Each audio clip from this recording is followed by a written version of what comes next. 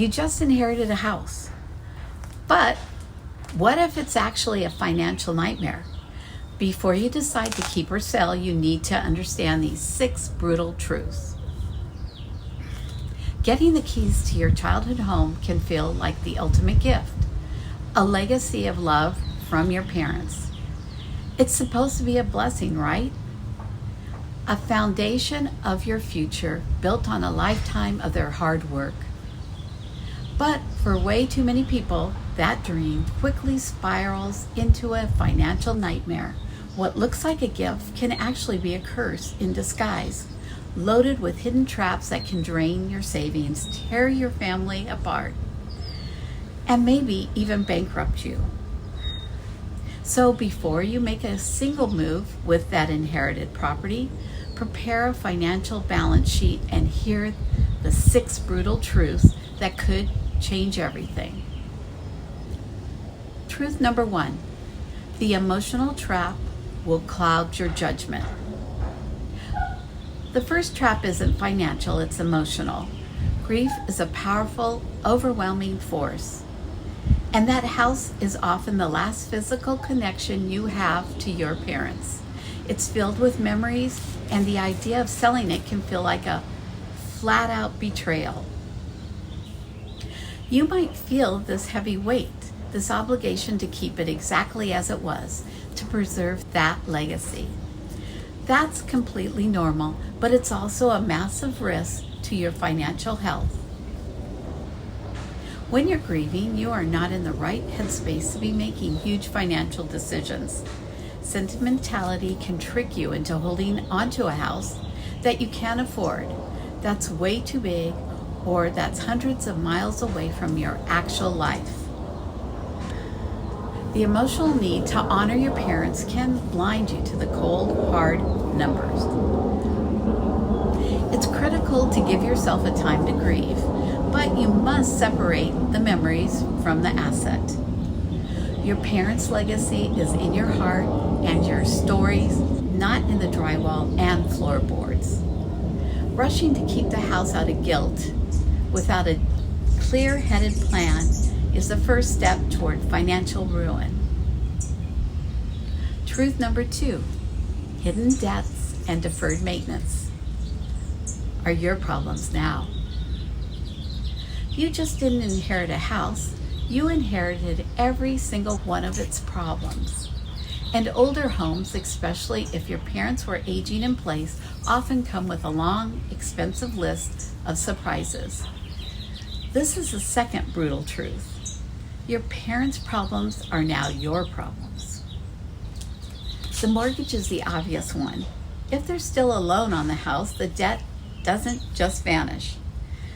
The lender expects to get paid, and if you stop paying, they can and will foreclose, even while the estate is tied up in probate. But it gets deeper. Did your parents take out a reverse mortgage? That loan usually becomes due in full right after they pass, often forcing a sale, whether you want one or not. What about medical bills? A lien could be slapped on the property to cover those debts. And then there's the house itself. Your parents might have been putting off major repairs for years. That roof that's been looking a little tired, that could be a $10,000 surprise you weren't ready for. The ancient HVAC system rattling on its last legs, another 5 to 10 grand. Experts say you should budget 1 to 2% of the home's value every single year for maintenance. For a $500,000 house, that's up to $10,000 a year, just to keep things from falling apart. These costs can pile up so fast they wipe out any equity you thought you had. Truth number 3, the property bill can explode overnight. Okay, this one is a gut punch. This might be the most brutal financial shock of all. You think you just take over your parents' property tax bill. That's a dangerous and almost always wrong assumption. The third brutal truth is that your property tax bill can and probably will explode. The craziest example of this is in California, thanks to a law called Prop 19, which kicked in back in 2021. Before Prop 19, parents could pass their low property tax rate to their kids. Now, that protection is basically gone, unless you, the heir, physically move into the house and make it your primary residence within 1 year. The county will reassess the property at its current market value. Let's be crystal clear about what that means. If your parents bought their home for $150,000 decades ago, they were paying, say, $2,000 a year in taxes, but that home is now worth $1.2 million. Your new tax bill could leap to over $12,000 a year. We've seen tax bills jump by 1,000% overnight. Yes, you heard that right. Even if you do move in, there's a catch. Only the original value plus an extra $1 million is shielded from reassessment. Anything over that gets slammed with the new higher tax rate. While California is especially harsh, a lot of other states also reassess property values when ownership is transferred. You can't just assume anything.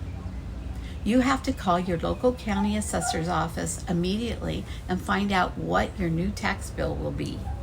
Ignoring this is guaranteed path to financial disaster. Feeling a little overwhelmed? Yeah, that's normal. This is one of the most stressful things anyone can go through. If you're getting some value from this breakdown, do me a favor and hit the subscribe button.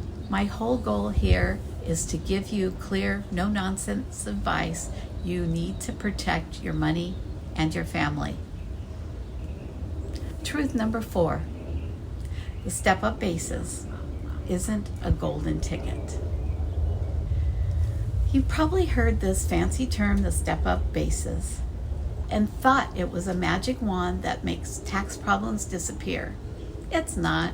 The fourth brutal truth is that while the step-up basis is an amazing benefit, it only helps you if you sell the house.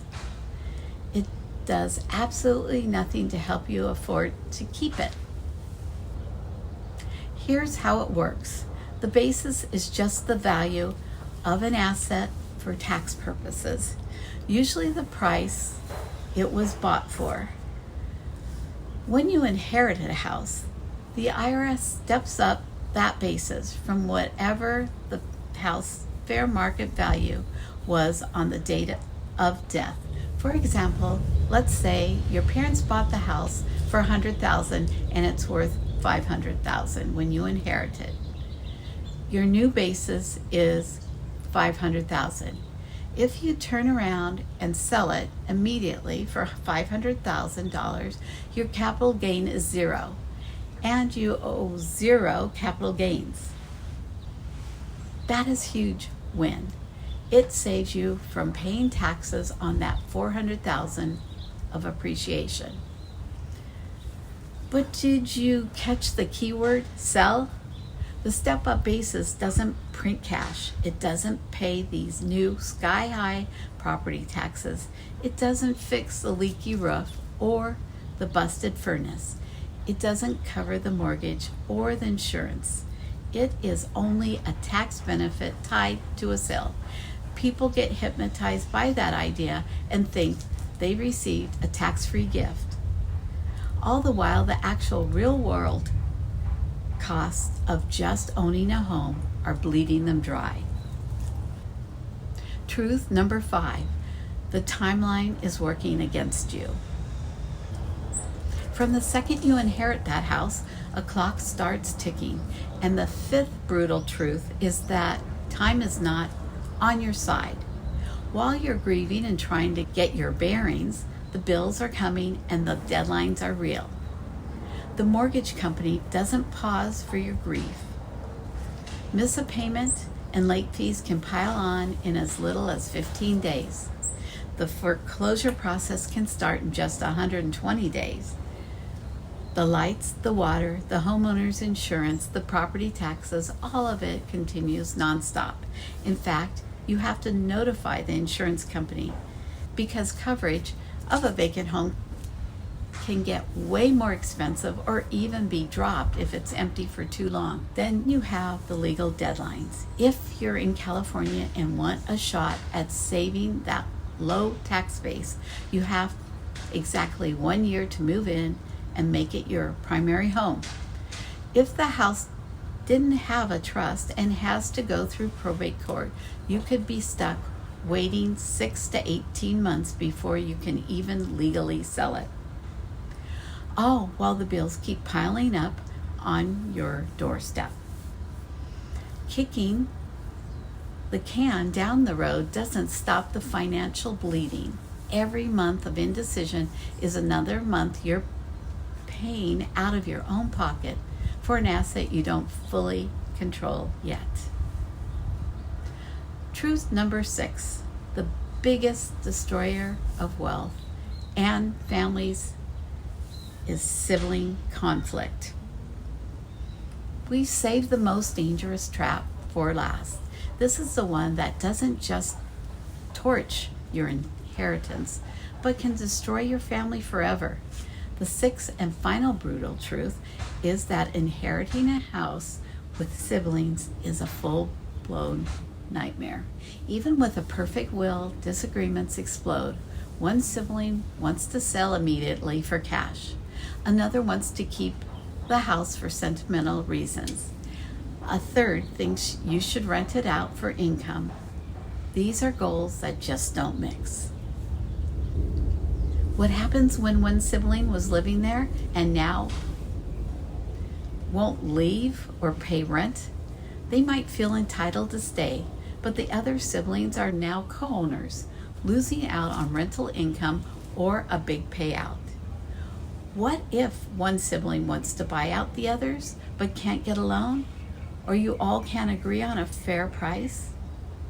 You need an appraisal, but emotions can still blow the whole deal up. These fights lead to years of bitterness and expensive lawyers.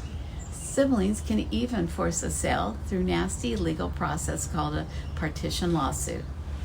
But that's an ugly, costly fight that usually only makes the attorneys rich. Even real estate pro and estate attorney will tell you the exact same thing. Fights between heirs are the single biggest threat to a family inherited wealth, without a clear written plan that everyone agrees on. That house stops being a legacy of love and becomes a symbol of conflict.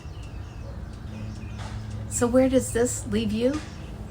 Inheriting your parents' house can still be a true gift, but only if you start treating it like a business decision from day one. You have to pull the emotion away from the finances. You need to immediately find out the true cost of ownership, the mortgage, the new property taxes, the insurance, and realistic budget for repairs. You have to get in a room with your siblings and get on the same page, then put it all in writing. You need to understand the tax rules, like the step-up basis, and how they apply to your specific situation. The dream of keeping your childhood home is a beautiful one, but if the numbers don't add up, forcing it will lead to financial ruin. Sometimes the best way to honor your parents' legacy is to sell the house, pay off all their debts, and use the money to build a secure financial future for your own family. Don't let a blessing become a curse. Make a plan with your head, not just your heart. If you're in that situation right now, try to figure out whether to keep, rent, or sell an inherited home. Don't guess. There are a lot of moving parts here. Taxes, timing, family dynamics, and one wrong decision can cost you tens of thousands of dollars.